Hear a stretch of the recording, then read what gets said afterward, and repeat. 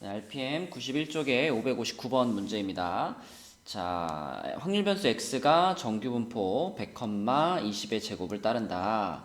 이랬을 때 x가 60부터 a 사이에 있을 확률이 0.9759가 되는 그런 a를 찾아라 라는 문제인데요. 당연히 정규 분포에서의 확률을 구하는 거니까 표준화를 시켜봐야 되겠죠. 그래서 60이라는 값을 이 정규 분포를 이용해서 표준화를 시켜주면은 시그마 분의 60 마이너스 평균 이렇게 될 거고, 표준화 시켰으니까 x는 z로 바꿔줄 거고요. 그 다음에 이 a라는 값도 요 정규 분포를 통해서 표준화 시켜주면 a-100 나누기 20 이렇게 될 겁니다. 근데 그 확률이 이제 0.9759다 라고 했는데요. 이 9759라는 값을 생각을 해보면 지금 이제 우리가 표준화를 시켰으니까 이렇게 표준 정규 분포를 갖다 놓고 생각을 해보면 요 놈이 이제 표준 정규 분포라고 생각해 볼게요. 그러면 여기가 0이겠고요. 요게 이제 z가 되겠죠. 그럼 요쪽은 지금 보시면 마이너스 2가 나온다는 걸 알 수 있죠. 그래서 마이너스 2니까 요쯤에 한 뭐 요 정도 이렇게 잘라가지고 여기 마이너스 2부터. 그 다음에 이제 요 놈은 얼마인지 모르겠지만 우리가 이 확률이 0.9759면은 거의 1에 근접하는 상당히 큰 확률이죠. 그리고 보면은 지금 이 일대의 넓이 0부터 2까지의 넓이가 0.477이고요. 그 바로 밑에 3까지 넓이가 0.4987인데 얘네 둘의 합이 문제에서 말한 9759가 되는구나 라는 것을 찾을 수 있습니다. 그러니까 이 값은 표준화 시켰을 때 얼마가 돼야 되는 상황이냐? 얘는 3이 돼야 되는 상황이죠. 그래서 이쪽에 한 여기쯤에 이제 3이 이렇게 있어가지고 우리가 이만큼의 넓이를 구해보면 이만큼의 넓이가 이제 문제에서 말한 9759가 되는 이런 상황이 되겠습니다. 따라서 얘가 3이 된다라는 것에서부터 a를 찾으시면은 a는 160이구나 이렇게 찾을 수 있겠죠. 160이 답이 되겠습니다. 네, 560번 문제입니다. 자, 560번 문제는 요 가운데 있는 요 두 번째 줄에 있는 식을 딱 갖다 놓고 생각을 해보면 이것은 누가 봐도 독립시행의 형태를 하고 있죠. 독립시행. 언제 우리가 이런 독립시행을 사용을 하냐면 뭔진 모르겠지만 어떠한 시행을 450번을 한 겁니다. 어떠한 도전을 450번을 했어요. 근데 그 중에 X번 성공을 한 겁니다. 근데 이 X가 지금 3분의 1의 지수로 올라가 있다라는 것은 어떤 시행을 450번 했는데 그 시행을 한 번 했을 때 성공을 할 확률이 3분의 1인 이런 상황에서 쓰는 독립시행이죠. 따라서 이 식을 보면서 우리는 그럼 지금의 상황은 이런 이항분포를 따르겠구나 라고 일단 독립시행에서 이항분포로 넘어가야 합니다. 그런데 이항분포는 n값이 충분히 크면 정규분포를 따르기 때문에 다시 또 한번 이 이항분포에서 정규분포로 넘어가 줘야 되는데, 자, 이 이항분포에서 우리가 평균, x의 평균은 어떻게 구하냐면 np로 구하죠. np. 요렇게 둘을 곱해서 np. 그럼 곱하면 150이고요. 그다음에 분산은 어떻게 구하냐? npq로 구했었죠. q. p가 3분의 1이면 q는 3분의 2니까 자, 여기다가 3분의 2를 곱하시면 100이 되겠죠?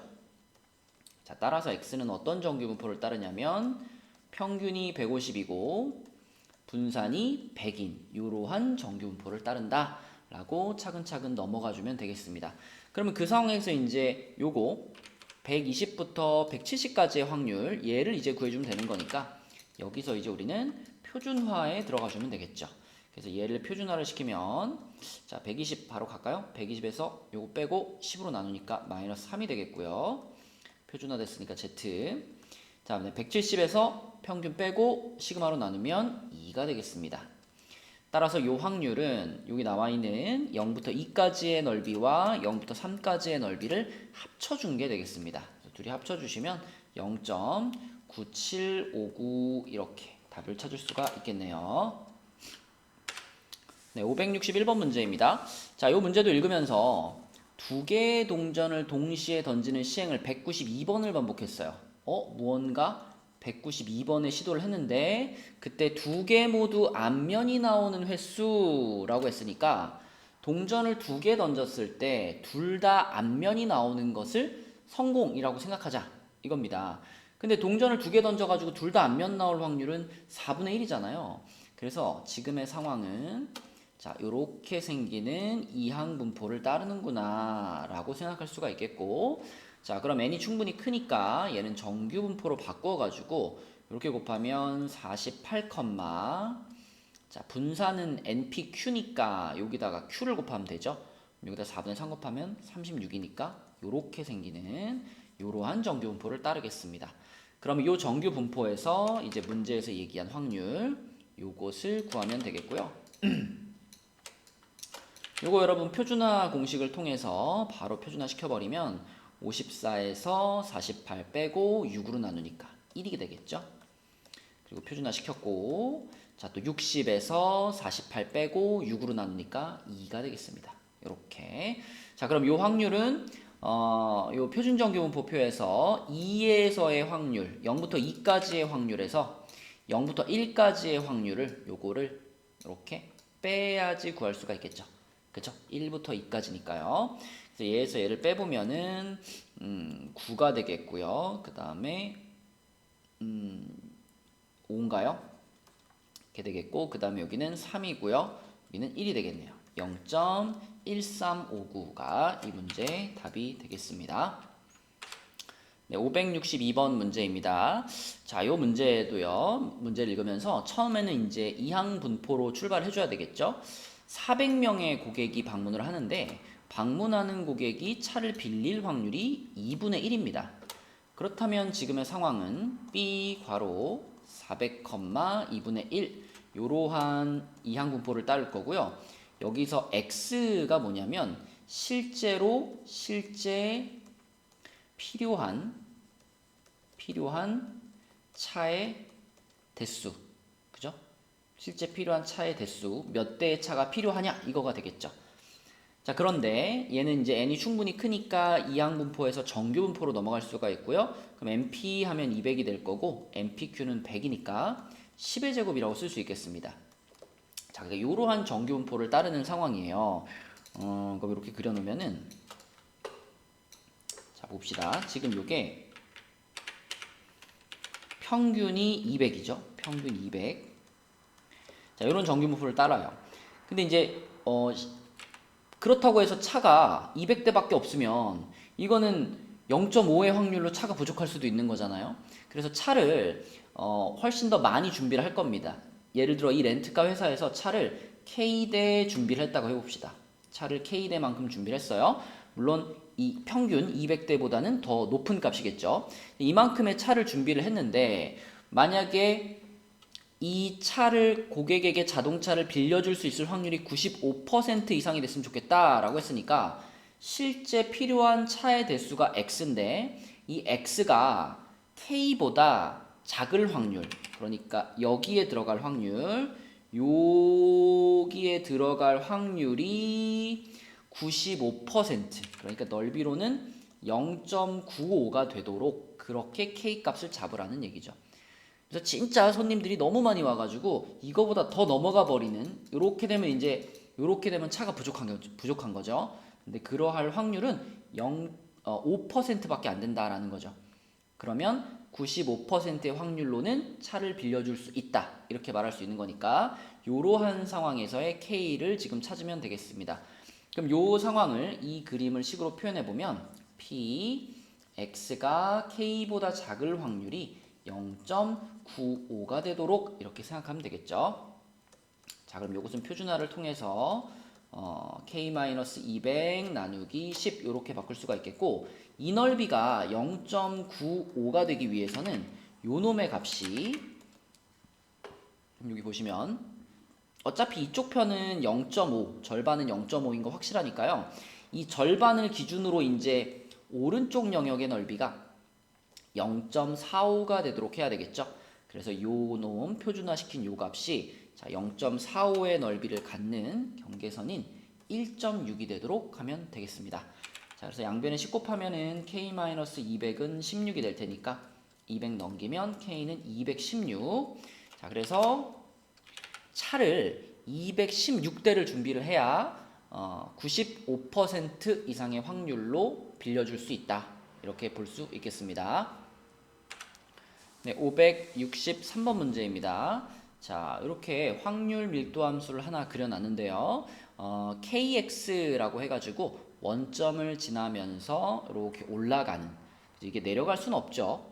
확률 밀도 함수니까. 그래서 올라가는 직선을 하나 그려놨고요. 그때 이렇게 그었을 때, 자, 여기가 얼마가 돼야 될까 생각을 해보면 이 삼각형의 넓이가 1이 돼야 되거든요. 요 삼각형의 넓이가 1이 돼야 되기 때문에 요 지점의 값은 2분의 1이 돼야 됩니다. 그래야 이렇게 곱해가지고 나누기 2 해서 1이라는 넓이를 만들 수가 있죠. 이 넓이가 1이 돼야 된다라는 것에서부터 요 값을 찾을 수가 있고, 그러면 요 점이 4,2분의 1이기 때문에, 자, 이런 4,2분의 1이라는 점을 이 함수가 지나가야 되는 거죠. 그래서 집어넣어 보면 k 값은 8분의 1 이렇게 찾을 수가 있겠고요. 자, 그때 요 2차 방정식 얘가 실근을 가질 확률을 구해라 라고 했습니다. 그러면은 2차 방정식이 실근을 가질 확률이니까 판별식을 써야 되겠죠. 판별식 쓰면 지금 t에 관한 방정식이니까 요 놈에 대한 반의 제곱 마이너스 1, 요게 판별식이죠. 짝수 공식. 그것이 실근을 가지려면은 0보다 크거나 같아야 되겠습니다. 그럼 요거 인수분해하면은 x 플러스 1, x 마이너스 1이 0보다 크거나 같은 거니까 양 끝값이 돼가지고 x가 마이너스 1보다 작거나 1보다 크거나 같다. 이렇게 될 텐데요. 지금 어차피 확률 밀도 함수, 그러니까 요 확률 변수 x는 0부터 4까지 해서 정의된 거니까 요 놈은 의미가 없습니다. 그래서 우리는 이 표에서 1보다 크거나 같을 확률을 구하시면 되는데, 자, 여기가 지금 2겠고 여기가 1이겠죠. 그럼 이런 상황에서 1보다 크거나 같다 그러면 여기서 이렇게 잘라가지고 요쪽 편의 넓이, 요만큼의 넓이가 지금 얼마인지 요거를 찾아주면 되겠죠. 요만큼. 자, 그럼 요만큼의 넓이는 우리가 아까 k 값을 찾았기 때문에 저 1, 몇이라는 점을 이용해 가지고 사다리꼴의 넓이를 구해도 되고요. 그러니까 지금 아까 k가 8분의 1이라고 찾았으니까 fx가 8분의 1x잖아요. 그럼 이제 여기가 1,니까 요 점이 1, 8분의 1 이렇게 되겠죠. 이렇게. 그죠? 그럼 요 빨간 사다리꼴의 넓이를 직접 구해도 되죠. 여기가 8분의 1, 여기가 2분의 1, 그리고 높이는 3. 이렇게 해서 사다리꼴의 넓이를 구하셔도 되고, 그거보다 조금 더 추천할 수 있는 방법은 요 놈의 넓이가 엄청 쉽게 구해지거든요. 요 빨간 빗금친 삼각형은 전체 삼각형과 비교해 봤을 때 닮음의 위치에 있고요. 자, 요 녀석이 닮음의 위치에 있는데 전체 삼각형의 얼만큼을 차지하느냐? 닮은 비가 1대 4입니다. 닮은 비가 1대 4면 알죠, 여러분? 넓이의 비는 1대 16이 됩니다. 닮은 비의 제곱이니까. 다시 말하면 요 빨간 부분의 넓이가 16분의 1이다라는 거고요. 그러면 나머지 아까 우리가 구하고 싶었던 요 부분의 요쪽 색칠한 부분, 요쪽 부분의 넓이는 1에서 16분의 1을 빼는 거기 때문에 16분의 15가 된다라고 구할 수 있겠습니다. 네, 564번 문제입니다. 자, 확률 변수 x와 y는 평균이 모두 0이고 분산이 각각 시그마 제곱과 4분의 시그마 제곱인 정규분포를 따른다. 그럼 이런 것들은 이제 한눈에 들어올 수 있도록 이렇게 써놓으면 좋겠죠. x는 이러한 정규분포를 따르고요. 그 다음에 y는 0,4분의 시그마 제곱 이러한 정규분포를 따른다. 자, 그리고 z는 우리가 늘 쓰는 표준 정규분포입니다. 그러면 두 양수 a와 b에 대하여 자, 요게 성립을 한다 그랬어요. 그러면 요게 성립을 한다라는 건 어떤 느낌으로 받아들일 수 있냐면, 지금 똑같은 모양의 식이니까 이 x라는 확률 변수에서 이 a의 역할이나 y라는 확률 변수에 대해서 이 b의 역할이 같은 거거든요. 그러니까 얘를 표준화시켜보고 얘를 표준화시켜봤을 때 이 a와 b가 똑같은 값이 된다 라고 생각할 수 있겠죠. 그래야 같은 확률을 가질 수 있겠죠. 자, 그럼 이 a를 표준화시키는 식은 요 정규분포, 요 놈을 가지고 하는 거니까 a 빼기 0 나누기 시그마 이렇게 될 거고, b를 표준화시키는 것은 요 뒤에 있는 요 정규분포를 이용하는 거니까 b 마이너스 0 나누기, 자, 요거는 이제 표준 편차가 2분의 시그마인 거니까 요렇게 넣어줄 수 있겠죠. 그랬을 때 이 둘이 서로 같아야 한다라고 생각하시면 되겠습니다. 그러면은 요놈 같은 경우는 그냥 시그마분의 a가 되는 거고요. 요놈 같은 경우는 시그마분의 2b 이렇게 되는 거니까 시그마 날려버리면 결국 a는 2b와 같다라고 볼 수 있겠습니다. 그리고 두 양수라는 조건이 문제에 나와 있기 때문에 a가 2b와 같다면 a가 더 크다라고 볼 수 있겠죠. 네, 기억은 맞는 말이 되겠고요. 자, 그 다음에 니은에서 Z 표준 정규 분포가 시그마분의 2b보다 크다라고 했고요. 그러할 확률과 요 y가 2분의 a보다 클 확률이 같다 그랬는데, 우리가 방금 전에 a가 2b하고 같아요 라고 했기 때문에, 자, 여기서의 요 2분의 a는요 결국 b와 같다 라고 볼 수 있습니다. 그러니까 요것은 y가 b보다 크다 라고 볼 수 있고요. 얘를 표준화를 시켜보면 방금 b를 표준화시킨 게 요거였고요. 얘를 정리한 게 요렇게 됐었기 때문에 이거는 결국은 z가 시그마분의 2b보다 크다라고 쓸 수 있으니까 여기 있는 거랑 똑같이 생겼죠? 그쵸? 그래서 니은도 맞는 말이 되겠습니다. 자, 그 다음에 디귿은 y가 b보다 작거나 같을 확률이 0.7입니다 라고 했는데, 자, 생각해보면 이런 일이 벌어지려면 내가 표준정규분포를 갖다가 이렇게, 자, 요게 이제 표준정규분포라고 해볼게요. 그랬을 때 요 b라는 값을 표준화시킨 이 시그마분의 a가요 여기에 있어야 되겠죠. 표준화 시켜가지고 여기쯤 여기쯤에 있어가지고 여기 시그마분의 a가 이렇게 있어서 여기 넓이가 0.2가 되는 상황이 돼야, 그래야지만 y가 b보다 작거나 같을 확률이 0.7이 될 수 있겠죠? 그쵸? 이쪽이 0.2, 이쪽이 0.5 이렇게 해서 합쳐가지고 0.7이 되는 거니까요. 자, 그럼 그러한 상황이라면, 자, 그렇다면 요거 x가 a보다 작거나 같다의 요 a도요. 우리가 아까 처음에 생각했죠. a와 b는 서로 표준화 시켰을 때 똑같은 값이 될 거다라고 생각했기 때문에 x라는 확률 분포에 대해서 요 a라는 녀석을 역시 표준화 시켜서 표현해 보면, 자, 이것도 역시 표준 정규 분포고요. 요렇게 해가지고 여기를 b니까 이렇게 써야 되겠군요. 요 자리를 바꿀게요. 자, 요쪽 걸 써줘야 되겠죠. 요쪽 걸. 그래서 시그마분의 2b는 이렇게 써야지. 요게 요거에 해당되는 게 요거다라고 볼 수 있겠네요. 요거. 그쵸? 요 y에 대한 얘기니까. 그래서 요게 이제 y를 표준화시킨 고 표준 정규분포에 대한 얘기였고, 자, 이쪽에다가 이제 x를 표준화시킨 요 표준 정규분포의 얘기를 해보면 이 시그마분의 2b가 여기서는 시그마분의 a하고 같은 위치가 될 겁니다.